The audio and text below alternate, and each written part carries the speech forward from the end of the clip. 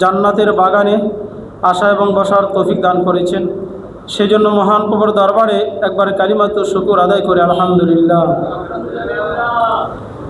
আলহামদুলিল্লাহ। ওলি আল্লাহদের জীবনী থেকে আলোচনা তাসকিরাতুল আউলিয়া থেকে হযরত সুফিয়ান সাউরি রহমতুল্লাহ আলাই। হযরত সুফিয়ান সাউরি রহমতুল্লাহ আলাই তিনি বসরার, ইরাকের যে বসরা, সে বসরার অধিবাসী ছিলেন সুফিয়ান সাউরি রহমতুল্লাহ আলাই। তিনি ছিলেন সেরা ওলিদের অন্যতম।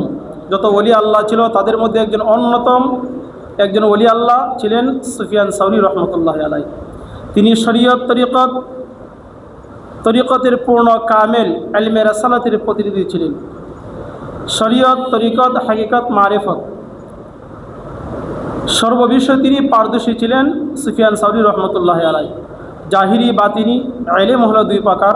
তালাবুল ইলমি ফরিদাতুন আলা কুল্লি মুসলিম ও মুসলিমা। হাদিস শরীফে উল্লেখ রয়েছে যে প্রত্যেক মুসলমান নর এবং নারীর উপরে ইলমে দ্বীন অন্বেষণ করা ফরজ। এই হাদিসের ব্যাখ্যা উল্লেখ করা হয়েছে ইলম হলো দুই প্রকার।